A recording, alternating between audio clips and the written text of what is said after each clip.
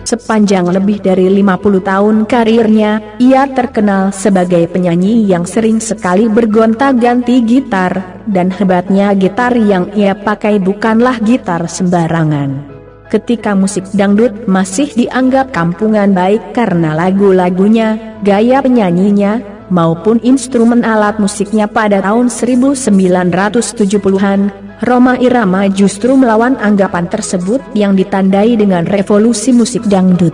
Revolusi yang tidak hanya mencakup irama dangdut dan gaya bermusiknya, tapi juga instrumen yang digunakan terutama gitar. Sepanjang karirnya Rhoma hanya menggunakan 3 merek gitar saja, yaitu Fender, Rickenbacker dan Steinberger.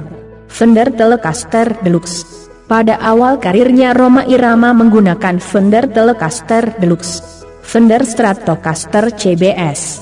Setelah mendirikan Sonata, Rhoma Irama beralih ke Fender Stratocaster era CBS yang berwarna natural wood ditempeli stiker Sonata Rickenbacker 481.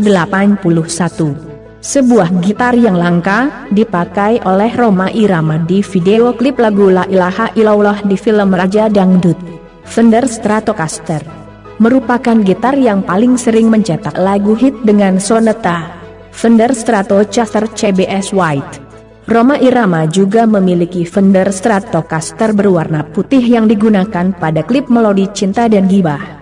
Fender Stratocaster CBS Red konon merupakan gitar andalan Rhoma Irama saat show pada akhir 1980-an. Gitar ini pun dibawa ketika live di Kuala Lumpur pada tahun 1985.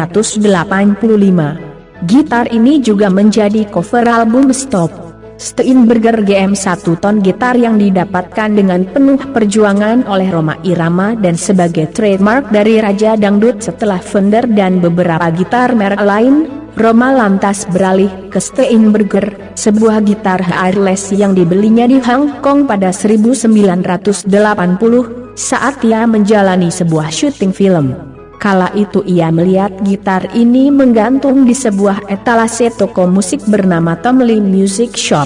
Ia tertarik dan ingin membelinya, namun si penjual tidak melepasnya lantaran itu hanya prototipe dan tidak dijual. Namun Rhoma tidak patah arang, selama 3 hari berturut-turut ia kembali mendatangi toko itu. Dan di hari ketiga, saat si penjual sedang membaca majalah Asia Week, dia langsung terkejut melihat ada Rhoma Irama yang dinobatkan sebagai Southeast Asia Superstar oleh majalah tersebut. "Ini kamu?" tanya penjual gitar sambil menunjuk foto saya di dalam majalah, kenang Rhoma. Saya jawab, "Iya." "Wah, kalau gitu saya harus telepon Ned Steinberger sekarang." "Halo Tuan Steinberger, ini ada Southeast Asia Superstar minta gitar sampel yang ada di toko." "Hahaha," dan saya langsung dikasih dengan harga sekitar 20 jutaan rupiah waktu itu. Sampai sekarang gitar itu masih saya pakai. Dan sekarang saya udah punya 3 gitar Steinberger, 2 warna hitam dan 1 warna putih. Saya juga pernah beli sepasang yang seri Spirit tapi kurang enak. Kalau yang sekarang saya pakai enak banget, fretnya 24 lebih panjang dari Fender, necknya juga lebih kecil dan pas buat tangan saya. Dari segi sound juga lebih cocok." Gitar ini pun sering dimodifikasi oleh Rhoma Irama. Awalnya memiliki 1 pickup dan kini menjadi 2 pickup sehingga mirip dengan Steinberger GM2 series. Ada pula gitar Steinberger yang dimodif menggunakan pickguard putih dan kini menjadi hitam.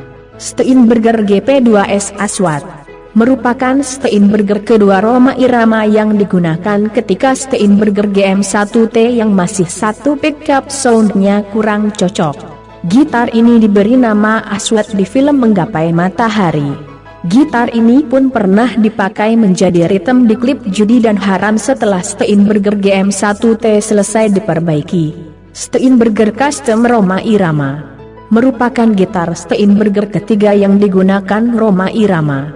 Memiliki konfigurasi pickup single coil. Gitar ini digunakan pada klip Setan Pasti Kalah di film Tabir Biru. Gitar ini buatan Pak Deyanto, Sonata Record SR Guitar. merupakan gitar custom yang dijadikan properti oleh Rhoma Irama. Gitar ini tak pernah dipakai live. Steinberger GU7 Deluxe. Gitar ini gitar yang dipakai pada tahun 2000-an. Steinberger ini buatan Korea Music. Steinberger ini merupakan gitar Steinberger keempat Rhoma Irama. Gitar ini pun sudah tidak dipakai. Steinberger GM2S. Steinberger yang menjadi teman Steinberger hitam saat manggung. Gitar ini sempat diwarna full putih. Efek Maxon MB Series. Pada awal karir Rhoma Irama sering menggunakan efek jenis Booster merek Maxon keluaran Jepang. Efek ini dikenal dengan nama Booster Temple karena Caro memakainya ditempelkan langsung ke output jack gitar.